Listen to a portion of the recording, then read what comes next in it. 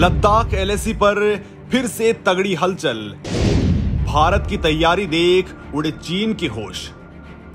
भारत से चीनी virus corona अभी पूरी तरह से खत्म भी नहीं हुआ है कि चीनी फौज ने लद्दाख में अपनी ओछी हरकतें फिर से शुरू कर दी हैं।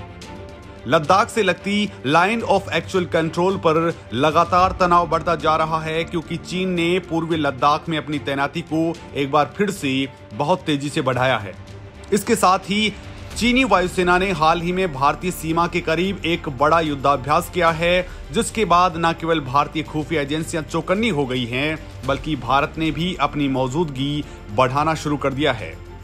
इतना ही नहीं, इस मामले में इतरा रहा चीन भारत की तैयारियां देखकर अब हक्का बक्का रह गया है, क्योंकि एक तो भारत ने तुरंत रफाल जेट उड़ाकर चीन को दुबकने के लिए मजबूर कर दिया, तो वहीं चीन की मांद के बेहद पास भारत सबसे एडवांस एयरबेस बनाने जा रहा है, जिसने चीन की नींद उड़ा दी है। भारतीय वायुसेना चीन को तगड़ी मात देने के लिए उत्तराखंड के चौखुटिया में एयरबेस बनाने जा रही है। इसके लिए सभी तैयारियां पूरी हो चुकी हैं। हेलीकॉप्टर से लेकर फाइटर जेट्स की लैंडिंग को लेकर जांच हो चुकी है।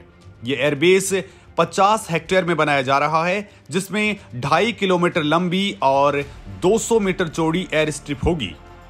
वैसे तो भारतीय वायुसेना उत्तराखंड में भारत चीन सीमा पर चौकसी बढ़ाने के लिए पिछले 10 साल से चौखुटिया एयरबेस को बनाने में जुटी है, लेकिन इसमें अब जाकर बहुत तेजी देखने को मिली है। फिलहाल वायुसेना ने चीन से मुकाबला करने के लिए यूपी के बरेली में मौजूद इज्जतनगर एयरबेस का इस्तेमाल किया है, लेकिन ये काफी दूरी पर है।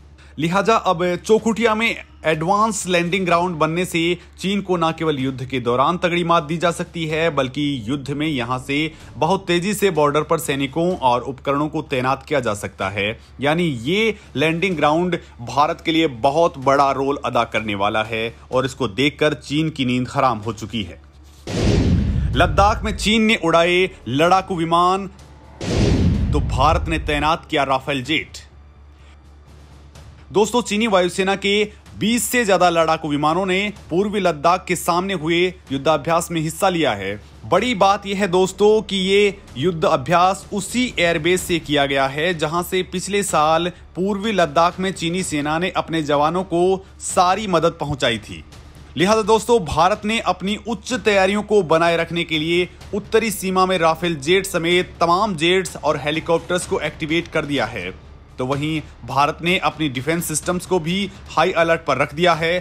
फिलहाल दोस्तों, भारतीय वायुसेना की नजर लद्दाख के सामने चीनी सीमा में मौजूद काशगर, होतान, नगारीगोंसा, शिगांसे, लहासा, गोंकर, गिनिची और एमटो पंगटा एयरबेस पर है। सेना फिलहाल शिनजियांग और तिब्बत में मौजूद 7 चीनी सैन्य ठिकानों पर सैटेलाइट से लगातार नजर बनाए हुए है, और इस मामले में इसरो लगातार सेना की मदद कर रहा है। तो वहीं तमाम ट्रैकिंग सिस्टम्स को भी एक्टिवेट कर दिया गया है। इतना नहीं, नई दिल्ली से भी भारतीय वायुसेना और थल सेना को बड़े आदेश मिल चुके हैं। वायुसेना ने अपने फॉरवर्ड एयरबेसेस को पश्चिमी और उत्तरी मोर्चों पर स्थितियों से निपटने के लिए तैयार कर लिया है। इतना नहीं, चीन की हिमाकत के जवाब में भारतीय वायुसेना के तमाम लड़ाकू विमान भी एलएसी पर अभ्यास कर रहे हैं, क्योंकि चीनी पीपुल्स लिबरेशन आर्मी एयरफोर्स खुद को हाल ही के दिनों में अपने एयरक्राफ्ट के साथ ही अपने एयरबेसेस को भी अपग्रेड कर चुकी है। भारत की चीन को दो टूक, एलएसी से तुरंत हटाए सेना। दोस्तों, चीन ने गलवान घाटी वाले इलाके से सेना पीछे हटाने की बजाय वापस से वहां जमाना शुरू कर दिया है, जिसको लेकर भारत फिर से चौकन्ना हो चुका है। भारत ने फिर से चीन को दो टूक कहा है कि वो शांति चाहता है तो उसे भारत की जमीन से पीछे हटना ही होगा। विदेश मंत्रालय के प्रवक्ता अरिंदम बागची ने कहा है कि चीन के साथ भारत मौजूदा समझौतों और प्रोटोकॉल के मुताबिक समाधान पर सहमत है। लिहाजा चीनी सैनिकों की पूर्ण वापसी से ही तनाव कम हो सकता है। उन्होंने कहा कि हमने बार बार जोर देकर कहा है कि सभी क्षेत्रों से सैनिकों की पूर्ण वापसी दोनों पक्षों के बलों के बीच तनाव कम करने का मार्ग प्रशस्त करेगी और शांति स्थापित हो सकेगी। दोस्तों, भारत और चीन के बीच पिछले साल मई से ही तनाव बना हुआ है। दोस्तों, दोनों देशों के बीच में कमांडर लेवल की 11वीं दौर की वार्ता भी गत 9 अप्रैल को हुई थी, जबकि कार्यकारी सलाह एवं समन्वय तंत्र के ढांचे के तहत राजनयिक स्तर की पिछली दौर की वार्ता गत 12 मार्च को हुई थी। लेकिन इसके बावजूद चीन ने अपनी सेना को फिर से यहां बढ़ाना शुरू कर दिया है।